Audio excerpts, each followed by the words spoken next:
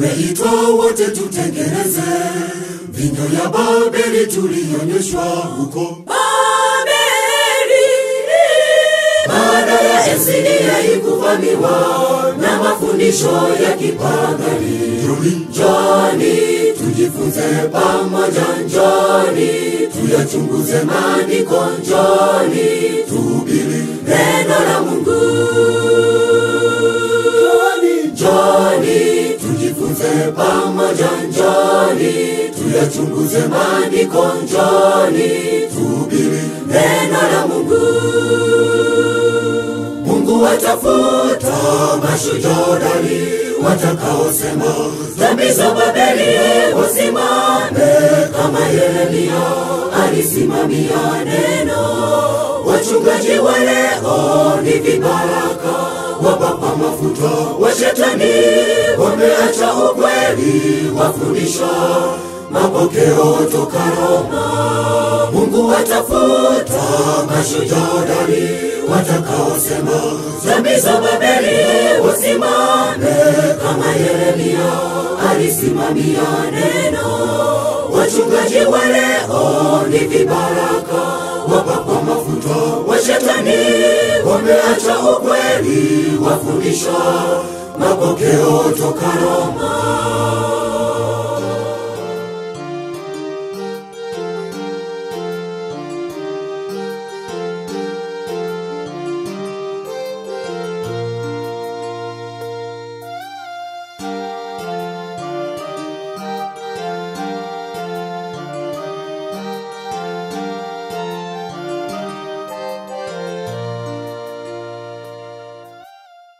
Basi watu wa Mungu, amjambo.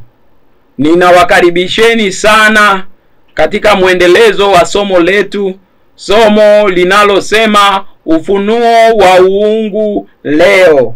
Ufunuo wa uungu leo.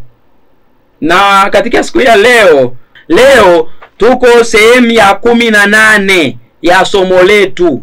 Leo tuko sehemu ya 18 ya somo letu.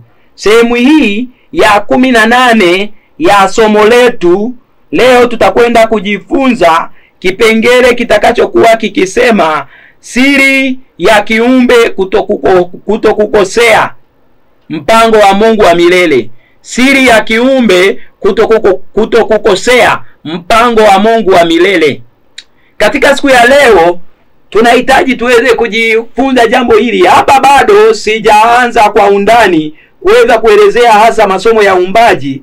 Kuna mambo haya ambayo tunahitaji kuweza kuyaelewa, ili wakati tutakapokuwa tukiingia kule kwenye lile somo la uumbaji tuweze kulitambua, na mambo haya yatatusaidia vyema katika kulielewa somo hili la uungu. Sasa katika siku ya leo ni sehemu ya 18 ya somo letu. Tutakwenda kujifunza kipengele kinachosema siri ya kiumbe kutokukosea. Siri ya kiumbe kutokukosea, mpango wa Mungu wa milele. Siri ya kiumbe kutokukosea, mpango wa Mungu wa milele. Basi tuombe kisha tuanze kujifunza kipengele hiki. Tuombe. Mungu wetu mkuu na Baba wetu wa mbinguni, asante kutupenda. Asante kutupa tena siku ya leo na nafasi hii ya kuweza kujifunza neno lako. Neno lako kwa kuwa halijaandikwa kwa nguvu na uwezo wa kibinadamu, kamwe na daima halitaeleweka kwa uwezo na nguvu za kibinadamu. Ni wewe Mungu pekee ndiye unaweza kutufunulia. Kuja utufunulie, msikilizaji anayesikiliza mfunulie, nami nitumie kama chombo tu, ni nene yanayotoka kwako. Katufundishe mada hii ya uungu, tukapate kuielewa vyema, maana kukuelewa wewe Mungu wetu uliye wa pekee na wa kweli, na kumuelewa Bwana wetu Yesu Kristo, huo ndio uzima wa milele. Tujalie tuweze kulielewa swala hili la uungu vyema, maana shetani amekusudia kupotosha watu wako wasielewe. Tufunulie Baba kwa mapenzi yako. Naomba kupitia jina la mwanao Yesu Kristo. Amina. Asante rafiki, nikukaribishe katika kipengele cha siku ya leo. Siku ya leo tunakwenda kujifunza kipengele kitakachokuwa kikisema siri ya kiumbe kutokukosea mpango wa Mungu wa milele. Siri ya kiumbe kutokukosea mpango wa Mungu wa milele. Sasa katika kwenda kuingia katika sehemu hii, nitakumbushia mambo machache ya muhimu ambayo tuliyaona katika sehemu ya 16 na 17 ya somo letu. Tuliweza kujifunza kwamba Mungu ni wa milele. Yeye hana mwanzo wala hana mwisho. Sasa akiwa ni wa milele, akiwa hana mwanzo wala hana mwisho, alihitaji kuumba viumbe. Alihitaji kuweza kuumba viumbe. Kwa hiyo uumbaji wa viumbe au viumbe kuwepo ni kwa sababu ya mapenzi yake, ndipo viumbe vikawepo. Na Mungu huyu ambaye ni wa milele, tabia yake ni upendo. Kwa mujibu wa kitabu cha waraka wa kwanza wa Yohana 4 mstari wake ni wa 8. Maandiko yanasema kwamba yeye asiyependa hakumjua Mungu, kwa maana Mungu ni upendo. Kwa hiyo Mungu ni upendo.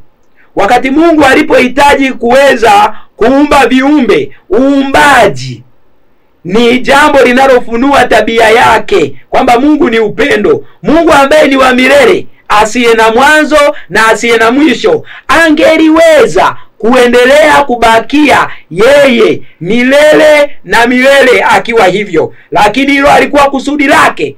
Hilo alikuwa kusudi lake. Tunaona kwamba kusudi analokuwa nalo Mungu, sasa anahitaji kuumba viumbe. Na kwa hiyo wazo la uumbaji, hili ni wazo la kwanza kabisa linaloanza kutuonyesha Mungu ni upendo, kwamba amependa na sisi tuweze kuwa naye. Hakupenda akae peke yake. Mungu si binafsi. Hakupenda akae peke yake. Alipenda awe na vitu vingine akae navyo. Alipenda awe na vitu vingine akae navyo. Na hilo ndilo sasa tunalipata wazo linalochimbuka kutoka hapo katika uumbaji wa Mungu. Mungu anaumba na anahitaji viumbe viweze kuwa naye. Asa Mungu alipokuwa akiumba viumbe, tulijifunza tukaona kwamba kusudi alilokuwa nalo, moja, alikusudia aumbe viumbe viishi milele. Mungu alipokuwa anataka aumbe viumbe, alitaka aumbe viumbe watakaoishi milele. Kusudi la kuwaumba wanadamu na malaika, Mungu hakuwa amewaumba waishi leo na kesho wafe. Na hapo pia inatufunulia upendo wa Mungu, kwamba japokuwa viumbe vitakuwa vina mwanzo, lakini viumbe havitakuwa na mwisho. Japokuwa viumbe vitakuwa na mwanzo, lakini viumbe havitakuwa na nini? Havitakuwa na mwisho. Tabia hii ambayo ni ya Mungu, ya umilele, Mungu alikusudia kwamba viumbe hivi na vyenyewe japokuwa vinakuwa na mwanzo, basi visalie kuwa naye milele na milele. Jambo hilo linafunua upendo wa Mungu. Kusudi jingine ambalo Mungu alikuwa nalo katika kukiumba kiumbe, Mungu alikusudia kwamba wakati atakapo kiumba kiumbe, au wakati atakapokuja kuviumba viumbe, na Mungu hakuumba kiumbe kimoja, aliumba viumbe vingi. Yaani hakuumba malaika mmoja wala malaika mmoja, aliumba malaika wengi. Kwa Mungu alipokusudia kuumba kiumbe, alikusudia kwamba pia aumbe kiumbe chenye uhuru wa kuchagua, kiumbe chenye uhuru wa dhamiri kisichoradhimishwa. Kwa Mungu hakukusudia anapoumba viumbe awaumbe viumbe wawe kama maroboti. Mungu alikusudia atakapoviumba viumbe viwe na utashi wa kuchagua, visilazimishwe katika kumtumikia. Na Mungu hakutaka aumbe viumbe kuwa kama roboti. Na hiyo inaonyesha kwamba Mungu katika msingi wa serikali yake alihitaji wote walio katika serikali yake wamtumikie kwa kusukumwa na upendo, wamtumikie kwa kuitambua tabia yake ya upendo. Tabia yake ya upendo kwa kuitambua ndio uwe msukumo wa ndani wao wenyewe kuchagua na kupenda kumtumikia na kutoa na kutoa ibada au utumishi usio wa kulazimishwa.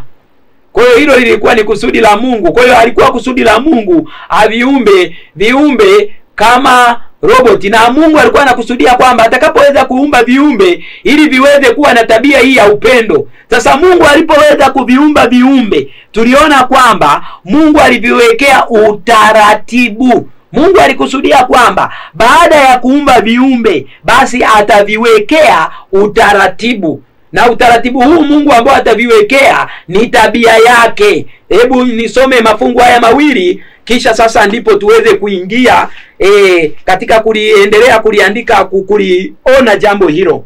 Tuende katika kitabu cha waraka wa kwanza wa Yohana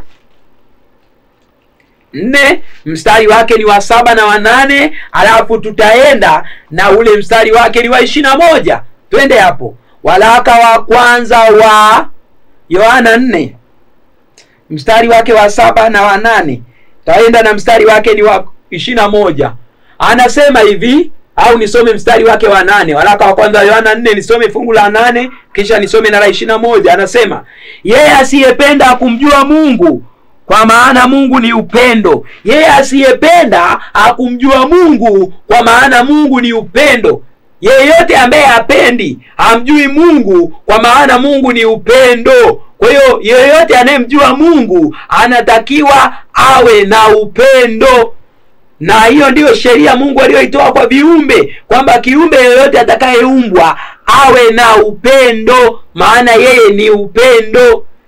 Waraka wa kwanza Yohana 4 mstari wake ni wa 21. Neno la Mungu linasema, na amri hii tumepewa na yeye, ya kwamba yeye ampendaye Mungu na ampende na ndugu yake. Na amri hii tumepewa na yeye, ya kwamba yeye ampendaye Mungu na ampende na ndugu yake. Kwa hiyo ambaye anampenda Mungu, Mungu alikusudia kwamba ampende na nani? Ampende na ndugu yake. Yeye anayempenda Mungu na ampende na ndugu. Kwa hiyo Mungu alipoweza kuviumba viumbe aliwawekea utaratibu, na utaratibu ulikuwa ni huu. Mungu alikusudia wakati viumbe vitakapoumbwa, utaratibu huu Mungu atakaoweka kwa viumbe uwe ni huu: 1, kiumbe kimpende Mungu, yani kimpende muumbaji. 2, kiumbe kimpende mwenzake. Na utaona kwamba wazo hili la Mungu kuumba viumbe vingi, yani malaika kuumbwa mmoja, lilikuwa ni wazo kwamba kiumbe kiidhihirishe tabia ya Mungu, kiidhihirishe kwa Mungu, lakini kiidhihirishe kwa viumbe wenzake. Ndio utaona kwamba wazo la Mungu kufanya uumbaji na kuviumba viumbe lilikuwa ni wazo la Mungu kuidhihirisha tabia yake, kuieneza tabia yake. Mungu alihitaji kuona tabia yake ikionekana na ikifanyika kwa wale ambao ni viumbe wake. Kwa hiyo Mungu ambaye ni upendo alikusudia kwamba msingi wa serikali yake uwe ni upendo. Some aya hizi mbili za roho ya unabii kisha sasa tuweze kuona vizuri kipengele ambacho tunajifunza leo. Kitabu kinaitwa PP. Kitabu hapa ni cha roho ya unabii, kinaitwa PP. PP maana yake ni wazee na manabii 33 aya ya kwanza. Kitabu ni wazee na manabii 33 aya ya kwanza. Anasema Mungu ni upendo. Asili yake, sheria yake ni upendo. Itaendelea kuwa daima, imekuwa hivyo na itaendelea kuwa hivyo. Kwa hiyo hapa mjumbe wa Mungu anatuambia Mungu ni upendo. Asili yake ni upendo na sheria yake ni upendo. Kwa asili ya Mungu ni upendo, na asili ya Mungu haina mwanzo, ni upendo. Na anasema na sheria yake. Kwa hiyo Mungu ambaye asili yake ni upendo, asili hiyo ambayo ni tabia hiyo, Mungu ndiyo ameiweka iwe msingi wa serikali yake. Kwa msingi wa serikali ya Mungu ni tabia yake ya upendo. Ni tabia yake ya nini? Ni tabia yake ya upendo. Huu ndio ulikuwa msingi wa serikali ya Mungu. Huu ndio ulikuwa msingi wa serikali ya Mungu. Nisome pia nukuu hii Kitabu ni cha PP 34 aya yake ni ya PP nisome PP 52 aya yake ni ya 3. Anasema kwamba sheria ya Mungu ni takatifu kama Mungu mwenyewe, ni ufunuo wa mapenzi yake, ni nakara ya tabia yake, ni fafanuzi ya upendo wake wa kimungu na hekima yake. Kwa anasema kwamba sheria ya Mungu ni takatifu kama Mungu alivyo. Sheria ya Mungu ni takatifu kama Mungu alivyo, na anasema ndio msingi wa serikali ya Mungu. Sasa Mungu aliweka sheria hii. Sasa hii sheria Mungu aliwezaje? Sasa kwa sababu viumbe wangeliumbwa wakiwa na uwezo wa kuchagua, kulikuwa na uwezekano wa kiumbe kuasi, yaani kuacha kutembea kulingana na sheria ya nani? Sheria ya Mungu. Sasa ili viumbe visikosee ile sheria ya Mungu, Mungu aliamua kufanya nini? Kwamba kuna mpango ambao Mungu alikuwa nao kwamba ili viumbe visikosee. Mpango ni upi? Ndio tunaojifunza leo, kwamba siri ya kiumbe kutokukosea, mpango wa Mungu wa milele. Sasa ili kiumbe kisikosee, mpango wa Mungu ukawa ni nini? Ili viumbe visikosee, yani maana yake ili viumbe visije vikaivunja ile tabia ya Mungu. Mpango wa Mungu akawa nao ni upi? Mungu alikuwa na mpango utakaoweza kuiongoza hii sheria yake, ili kusudi kusiwepo na kukosea. Kusiwepo na kufanyeje? Na kukosea. Na mpango huu ndio sasa unatueleza vile serikali ya Mungu alivyokuwa amepanga iwe. Sasa tulione jambo hili, kwamba siri hii ya kutokukosea ni ipi? Ni Mungu kuishi ndani ya viumbe. Ni Mungu kuishi ndani ya viumbe. Yaani ni viumbe kuwa hekalu la Mungu. Kusudi la Mungu la kuweza kuvifanya hivi viumbe visikosee, Mungu alikuwa amekusudia kwamba katika kuianzisha serikali yake, yeye atakuwa anakaa ndani ya kila kiumbe. Yaani kiumbe kitakuwa ni hekalu lake. Yeye pekee ndiye atakuwa anakiongoza kile kiumbe. Atakuwa anakiongoza kile kiumbe akikionyesha usahihi, lakini si kwa kukilazimisha. Kiumbe kitakuwa kina uhuru wa kuchagua, lakini Mungu atakuwa pale kuonyesha usahihi wa mambo.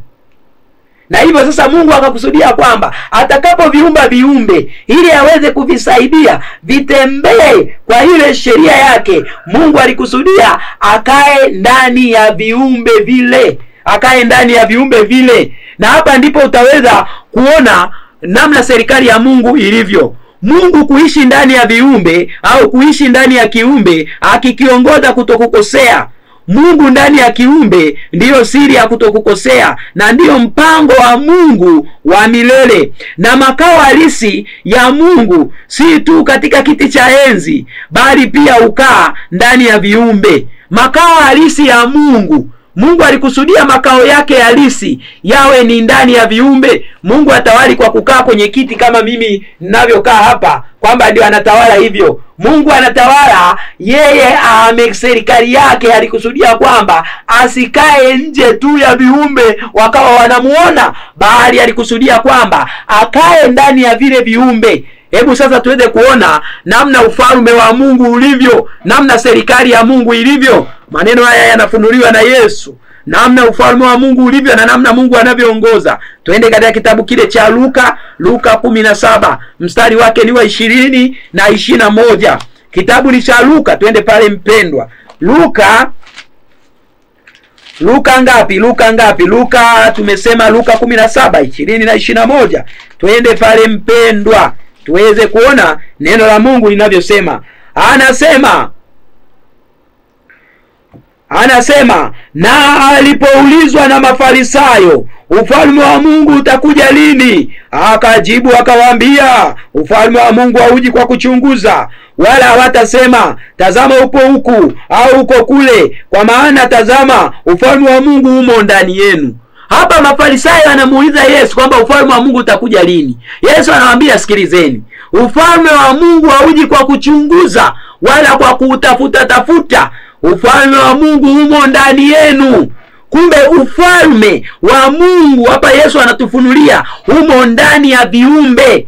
Mungu anatawala ndani ya viumbe, na ndipo ufalme wa Mungu ulipo. Kwa hiyo Mungu alikuwa anakusudia kwamba ufalme wake au utawala wake utakuwa ndani ya kila kiumbe. Mungu atakuwa anatawala ndani ya kila kiumbe alichokiumba, na hili ndio likawa kusudi la Mungu. Na kwamba kama Mungu angelipoteza utawala wake, kiumbe angeweza kumkataa, na hapo ndipo Mungu angepoteza utawala wake kutoka ndani ya hicho kiumbe. Kwa hiyo Mungu ilikuwa ni kusudi lake kwamba ufalme wake uwe ndani, na ufalme wa Mungu wapendwa umo ndani. Mungu alikuwa anakusudia kwamba akae ndani ya viumbe, viumbe viweze kuwa ndiyo hekalu lake. Na Mungu, maandiko yanatuambia katika kitabu cha Matendo 17:24 na 25. Twende pale mpendwa. Kitabu ni cha Matendo 17 mstari wake ni wa 24 na 25. Twende pale mpendwa. Neno la Mungu linasemaje? Neno la Mungu linasema Matendo 17:24 na 25. Anasema, Mungu aliyeufanya ulimwengu na vitu vyote vilivyomo, yeye kwa kuwa ni Bwana wa mbingu na nchi, akai katika hekalu zilizojengwa kwa mikono, wala hatumikiwi kwa mikono ya mwanadamu, kana kwamba anahitaji kitu chochote. Maana yeye ndiye aliyewapa wote uzima na pumzi na vitu vyote. Maandiko yanatuambia kwamba hapa Mungu huwa akai katika hekalu zilizojengwa kwa mikono. Mungu akai katika majengo yaliyojengwa kwa mikono. Kwa nini? Matendo 7. Kitabu ni cha Matendo 7:40 na 48 na 49. Anasema, ila yeye aliye juu akai katika nyumba zilizofanywa kwa mikono, kama vile asemavyo nabii, mbingu ni kiti changu cha enzi, na nchi pia ni mahali pa kuweka miguu yangu. Ni nyumba gani mtakayonijengea, asema Bwana? Maandiko hapa yanasema kwamba mbingu, anasema mbingu ndiyo kiti chake cha enzi. Mbingu ni kiti changu cha enzi, na nchi ni mahali pa kuweka miguu yangu. Kwa mbingu yote Mungu anasema ni kiti chake cha enzi. Amejaza mbingu yote uwepo wake, na anasema duniani ni mahali pa kuweka miguu yake. Anasema kwamba hakuna nyumba tunaoweza kumjengea yeye akakaa. Kwa hiyo wazo la kwamba Mungu anakaa ndani ya nyumba iliyojengwa na wanadamu ni wazo la uongo. Mungu akai ndani ya nyumba, na tunatakiwa tuelewe hilo. Sasa Mungu alikuwa anakusudia akae wapi? Makao yake halisi yawe ni yapi? Hebu ndugu yangu, twende tukasome katika kitabu cha Wakorinto wa kwanza 3 mstari wake ni wa 9. Wakorinto wa kwanza 3 mstari wake ni wa 9. Mungu alikuwa anakusudia akae wapi? Wakorinto wa kwanza 3 mstari wake ni wa 9. Neno la Mungu linasema, kwa maana, Wakorinto wa kwanza 3 mstari wake ni wa 9. Neno la Mungu linasema, maana sisi tu wafanyakazi pamoja na Mungu. Ninyi ni shamba la Mungu, ni jengo la Mungu. Ninyi ni shamba la Mungu, ni jengo la Mungu. Kwa hiyo sisi wanadamu, ndiyo maandiko yanasema sisi ni jengo la nani? Jengo la Mungu. Wakorinto wa kwanza 3 mstari wake ni wa 16 na 17. Wakorinto wa kwanza 3 mstari wake ni wa 16 na 17. Neno la Mungu linasema, hamjui ya kuwa ninyi mmekuwa hekalu la Mungu, na ya kuwa Roho wa Mungu anakaa ndani yenu? Tunaulizwa hapa, hatujui ya kuwa sisi tumekuwa hekalu la Mungu, na ya kuwa Roho wa Mungu anakaa ndani yetu? Kwa hiyo mwanadamu ndiye hekalu la Mungu, na anatakiwa aweze kujitambua, na Mungu anakaa ndani ya mwanadamu kupitia Roho. Anasema Kama mtu akiliharibu hekalu la Mungu, Mungu atamharibu mtu huyo, kwa maana hekalu la Mungu ni takatifu, ambalo ndilo ninyi. Kwa hiyo mwanadamu yeye ndiye hekalu la Mungu, na ukweli huu si kwa malaika, si kwa mwanadamu tu, hata malaika wote ni mahekalu ya Mungu. Mungu alikuwa amekusudia kwamba viumbe hivi atakavyoweza kuviumba ili visiweze kukosea, yeye atakuwa akikaa ndani ya vile viumbe.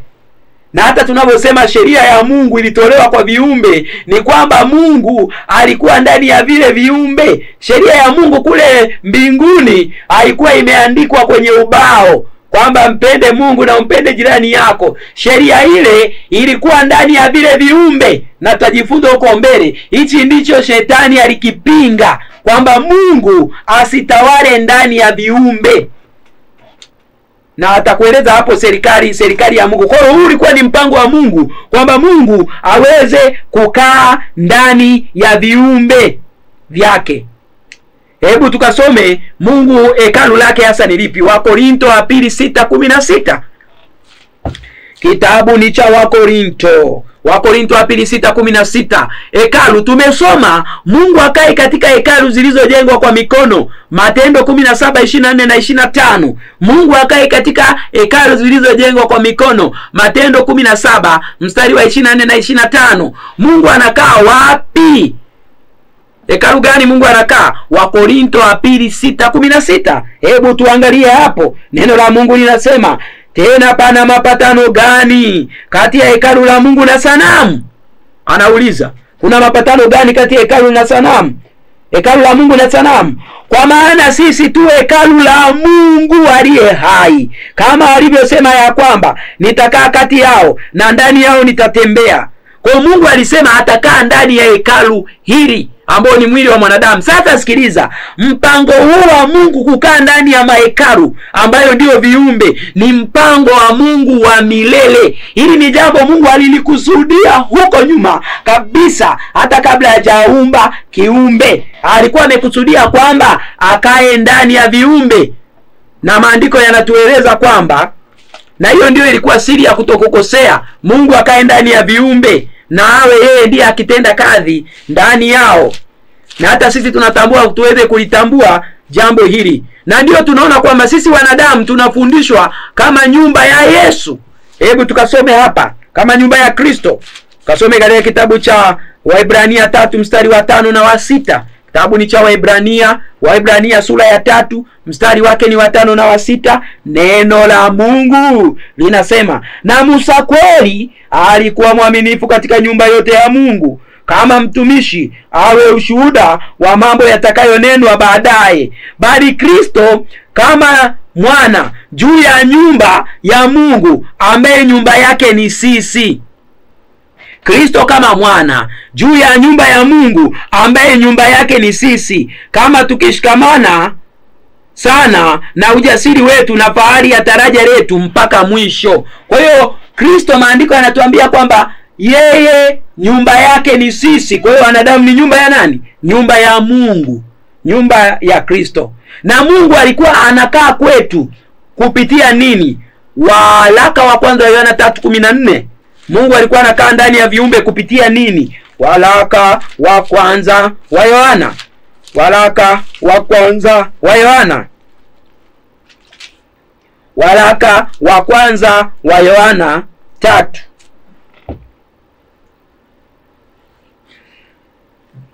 Waraka wa kwanza wa Yohana 3 mstari wake wa 24 anasema, yeye azishikaye amri zake hukaa ndani yake, naye ndani yake. Na katika hili twajua ya kuwa anakaa ndani yetu kwa huyo Roho aliyetupa.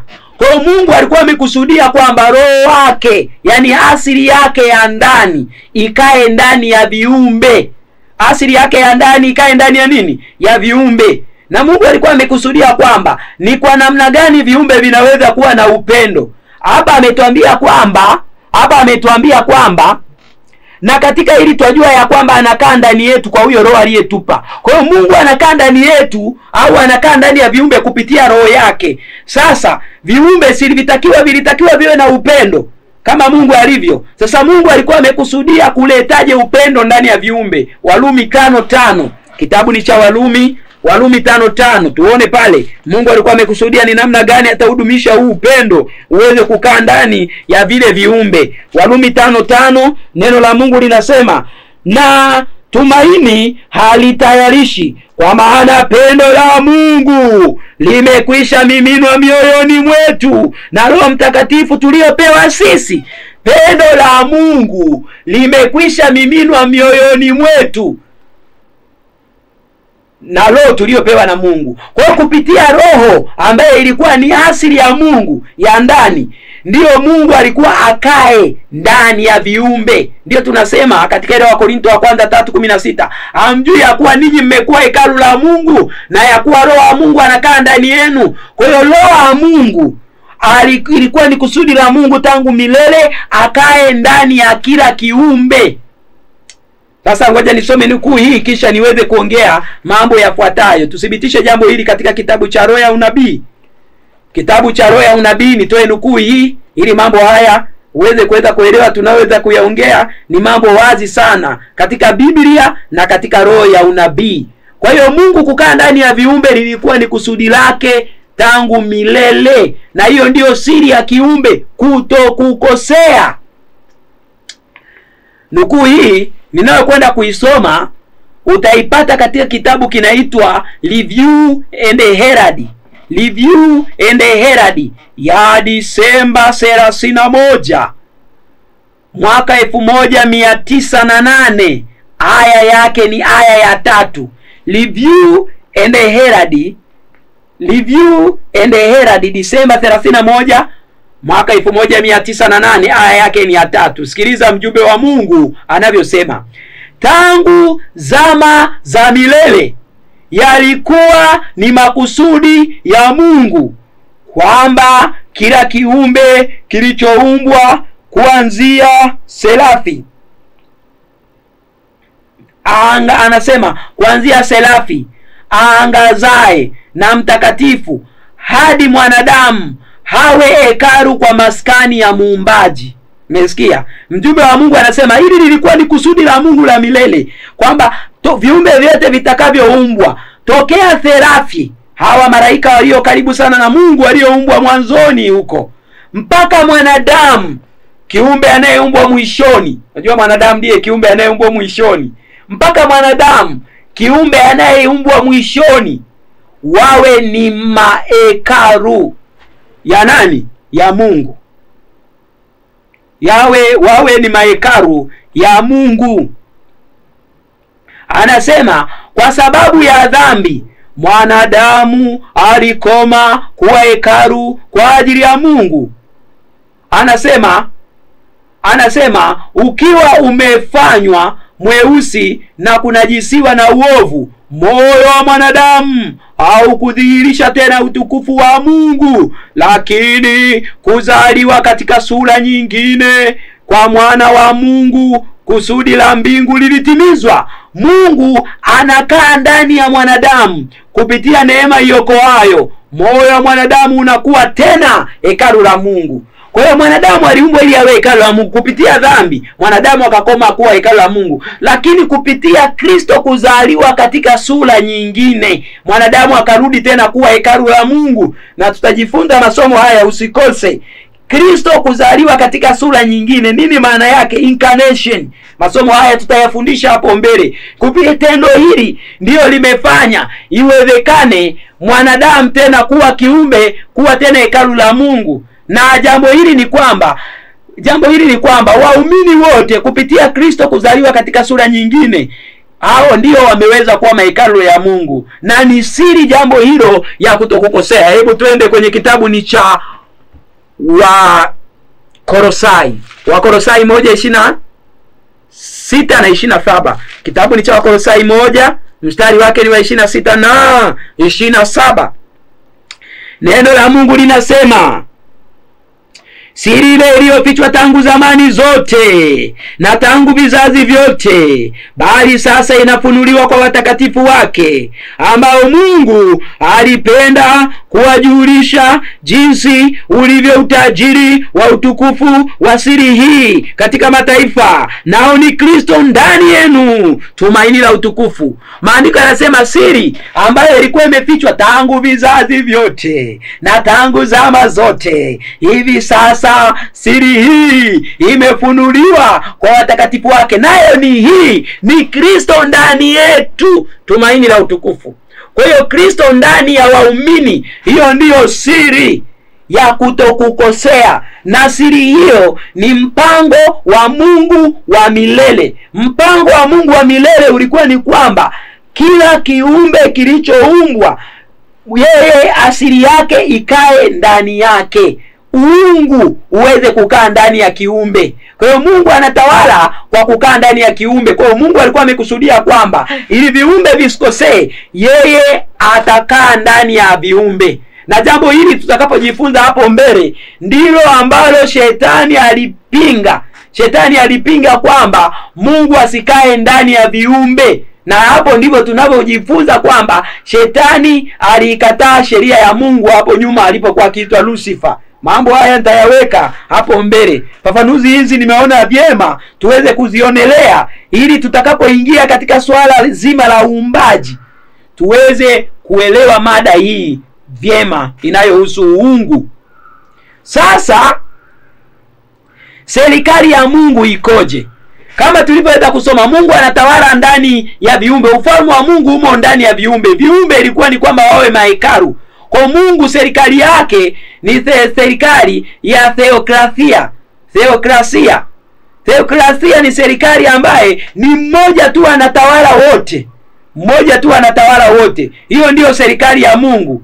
Na tunaona kwamba kiumbe anaitwa Lucifer ndiye kiumbe wa kwanza kutaka kupindua madaraka haya, kutaka kupindua serikali hiyo. Yeye akataka kuweka demokrasia. Demokrasia ni ushetani. Demokrasia maana yake kila mmoja ajitawale. Lucifer kule mbinguni alikuja kuanzisha wazo kwamba kila kiumbe kijiongoze. Hakuna haja ya kuongozwa na Mungu, maana viumbe ni vitakatifu, vinaweza vikajiongoza pasipo kukosea. Na hivyo akataka kuanzisha demokrasia. Na demokrasia hii ni sera ya Ibilisi. Hii ni sera ya Ibilisi. Serikali ya Mungu ni yeye ndiye aliyekuwa anatawala. Yaani Lucifer ni kwa namna hiyo ndipo alikataa sheria ya Mungu. Yaani alikataa ule mpango wa Mungu kwamba yeye asiwe hekalu. Na hapo tunaona kwamba Mungu alipoteza ufalme wake kwa Lucifer na kwa wale malaika waliojiunga naye kukataa. Mungu anapotezaje ufalme? Mungu anapoteza ufalme wakati unapomkataa asitawale ndani yako. Kiumbe alikuwa aumbwe hawe ni hekalu, lakini si hekalu la kuongozwa. Hawe ni hekalu, hawe hekalu huru. Na Mungu alikusudia kwamba ili kiumbe asikosee, yeye atakaa ndani ya kila kiumbe. Kiumbe ndiyo kiwe makao yake. Kwa hiyo rafiki yangu mpendwa unayenisikiliza, wakati tunapojifunza jambo hili, siri ya kiumbe kutokukosea, ni Mungu kukaa ndani ya viumbe. Ni Mungu kukaa ndani ya kiumbe. Hiyo ndiyo ilikuwa siri ya Mungu ya kutokukosea. Kwa hiyo hivyo siri ya kutokukosea kwa kiumbe, Mungu alivyokuwa anahitaji viumbe viumbwe ili visikosee, ni kwamba yeye awe hekalu. Na shetani alichokipinga, alipinga yeye asiwe hekalu, na akapinga malaika wengine wasio hekalu. Na huu ndio uasi wenyewe. Sasa tuendelee kusoma. Tuendelee kuliona jambo hili. Siri ya kutokukosea. Mpango wa Mungu wa milele ni Mungu ndani ya kiumbe ili ni kushirikishwa uungu. Hivyo siri ya kutokukosea, mpango wa Mungu wa milele ni Mungu ndani ya kiumbe, ni kushirikishwa uungu. Ni kushirikishwa uungu. Mungu kuishi ndani ya viumbe akiviongoza kutokukosea. Hili ni kusudi la Mungu tangu milele. Mungu ndani ya kiumbe Kushirikishwa kwa uungu ndiyo siri ya kutokukosea, kutokukosea. Kutenda kwa usahihi ndiyo siri ya kutokutenda dhambi. Shetani aliyekuwa malaika mkuu alipinga kuwa Mungu asikae ndani ya viumbe. Demokrasia ni sera ya Shetani. Demokrasia ni sera ya Shetani mwenyewe. Mungu hana demokrasia, bali Mungu hana theokrasia. Kwa hiyo lengo la Shetani tusifuate maagizo ya Mungu yanayotupa uzima wa milele. Kwa lengo la Shetani kwamba tusifate maagizo ya Mungu yanayotupa uzima wa milele. Kwa Mungu alikuwa amekusudia kwamba tuweze kuwa mahekalu. Na hata leo kwa wale Wakristo wa kweli.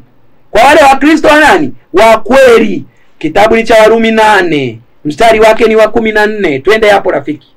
Warumi 8 mstari wake ni wa 14. Neno la Mungu linasemaje? Warumi 8:14. Kitabu ni cha Warumi 8 mstari wake wa 14. Maandiko yanasema, kwa kuwa wote wanaoongozwa na Roho wa Mungu hao ndio wana wa Mungu.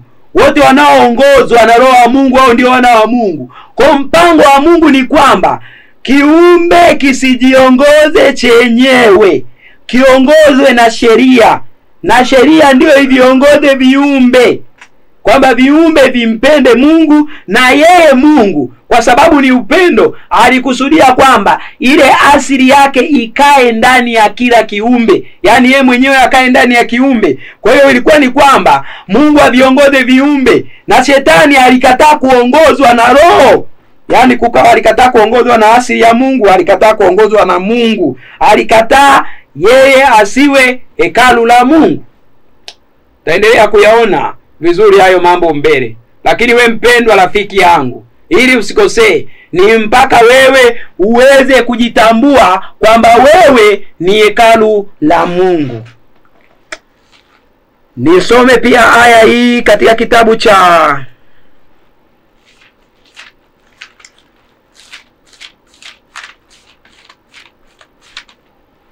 Wafilipi 2:14. Anasema, kitabu ni cha Wafilipi 2 mstari wake ni wa 13.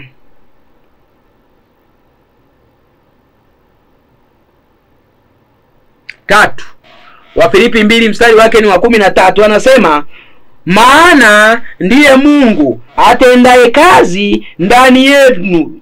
Maana ndiye Mungu atendaye kazi ndani yenu, kutaka kwenu na kutenda kwenu kwa kulitimiza kusudi lake jema.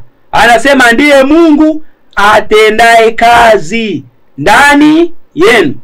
Kwa Mungu ndiye anayetenda kazi ndani ya waumini. Kutaka na kutenda kunatakiwa kuwa kutimiza kusudi lake. Na huu ndio mpango wa Mungu wa milele. Mungu awe ndani ya kiumbe, kutaka na kutenda kwao kulitimize kusudi lake jema. Kwani Mungu alikusudia sheria yake ivunjwe? Hapana. Hivyo Mungu alitakiwa atende kazi ndani ya viumbe. Na hili wazo lisije likazaniwa kwamba ni sisi tu wanadamu ndio mahekalu ya Mungu. Hapana. Mahekalu ya Mungu, Mungu alikusudia tokea malaika waweze kuwa mahekalu yake. Na Mungu atende kazi ndani yao, kutaka na kutenda wote viumbe tulitimize kusudi la Mungu lililo jema. Napokwenda kumalizia jambo hili, nirudie ile haya ya Wakorinto wa kwanza 3 mstari wake ni wa 16 na 17. Kisha nitasema jambo ambalo leo wachungaji na makanisa wamelipotosha. Kitabu ni cha Wakorinto. Kitabu ni cha Wakorinto wa kwanza 3 mstari wake ni wa 16 na 17. Neno la Mungu linasemaje? Neno la Mungu linasema, hamjui ya kuwa ninyi mmekuwa hekalu la Mungu na ya kuwa Roho wa Mungu anakaa ndani yenu. Kama mtu akiliharibu hekalu la Mungu, Mungu atamharibu mtu huyo, maana hekalu la Mungu ni takatifu, ambalo ndilo ninyi. Maandiko yanasema sisi wanadamu hata na malaika ni hekalu la Mungu. Kwa hiyo mwili wako ndio hekalu la Mungu, mahali ambapo Mungu anataka akae, mahali ambapo kuna ufalme wa Mungu. Mungu anataka auanzishe ufalme wake ndani yako. Yesu akasema kwenye ile Luka 17 kama tulivyosoma mstari wa 22 na 23 kwamba ufalme wa Mungu umo ndani yenu. Kwa kusudi la Mungu ni kwamba yeye akae ndani ya viumbe. Hili ndilo lilikuwa kusudi la Mungu. Kwa hiyo sisi ni mahekalu. Sasa leo wachungaji pamoja na makanisa pia yaliyozoeleka, si yote, mengi, wanafundisha kwamba watu wajenge hekalu, watu wajenge jengo, lakini jengo ambalo ni mwili wa mwanadamu alifundishwi kwamba liwekwe kuwa safi.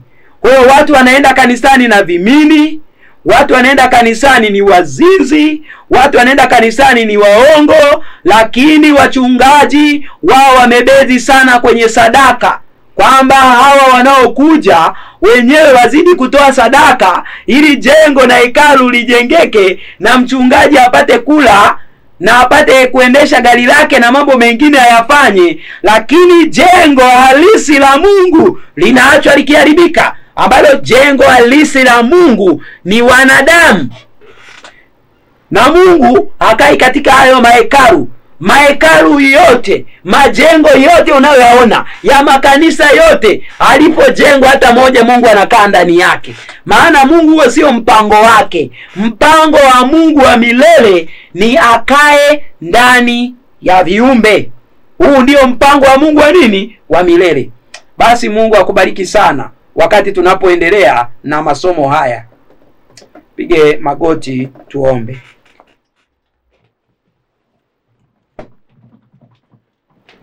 Tuombe. Baba na Mungu wetu wa mbinguni, tunakushukuru sana kutupenda. Asante kutufunulia siri hizi za ajabu. Asante kutufunulia mapenzi yako. Tunajinyenyekeza kwako Baba, tukikiri kutokuelewa kabisa, tukihitaji kufunuliwa na kuelekezwa na wewe. Ni kwa mafunuo yako pekee ndipo tunaweza tukalielewa somo hili la uungu. Tufunulie Baba, tuelekeze mapenzi yako, tuelekeze tuielewe njia yako, tuelekeze tuelewe Mungu neno lako. Tufunulie somo hili la uungu, maana ni kwa mafunuo pekee ndipo wewe Mungu wetu wa pekee wa kweli na mwanao Yesu Kristo tunaweza tukamuelewa, na ndipo tunaweza tukalielewa vyema somo la uungu, maana bila hivi hatuwezi tukaelewa. Hivyo Mungu wetu mwema, na kusihi tufunulie neno lako. Ndivyo tunaomba haya machache kupitia jina la mwanao Yesu Kristo. Amina.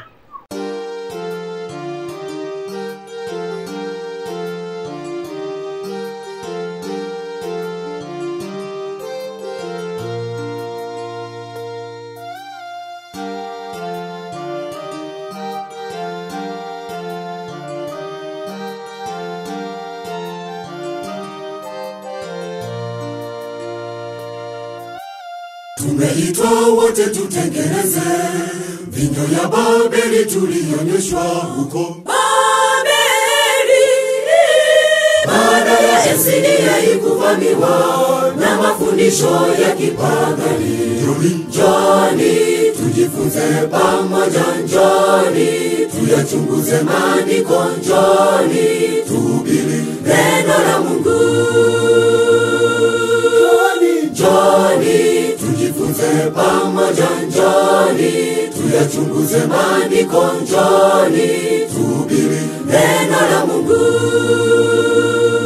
Mungu watafuta mashujaa watakaosema dhambi za Babeli wasimame, kama Yeremia alisimamia neno. Wachungaji wa leo ni vibaraka, wapapa mafuta wa shetani, wameacha ukweli wafundisha mapokeo toka Roma. Mungu atafuta mashujaa hodari watakaosema dhambi za Babeli wasimame, kama Yeremia alisimamia neno. Wachungaji wa leo ni vibaraka, wapakwa mafuta wa shetani, wameacha ukweli, wafundisha mapokeo toka Roma.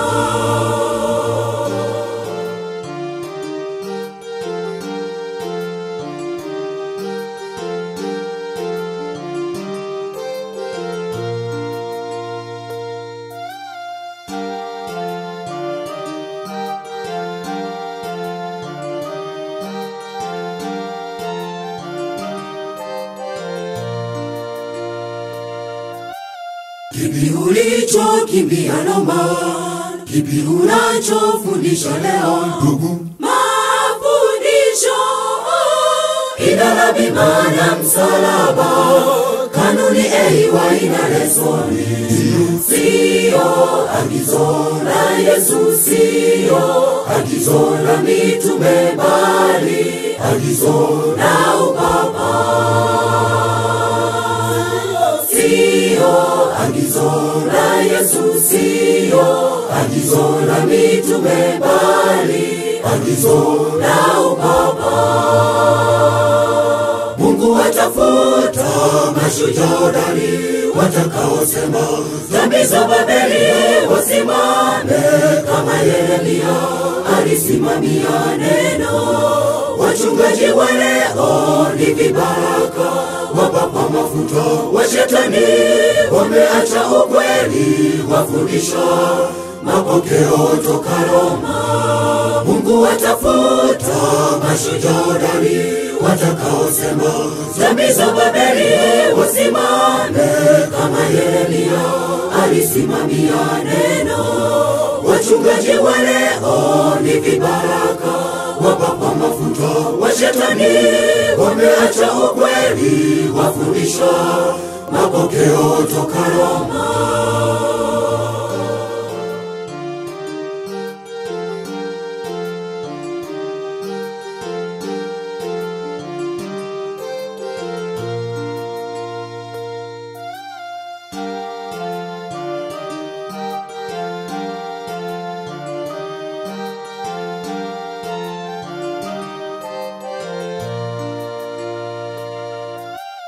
Nini maana ya matengenezo?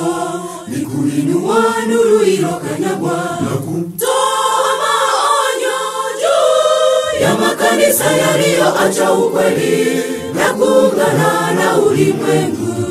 Njoni tujifunze pamoja, njoni tuyachunguze maandiko, njoni tuhubiri neno la Mungu.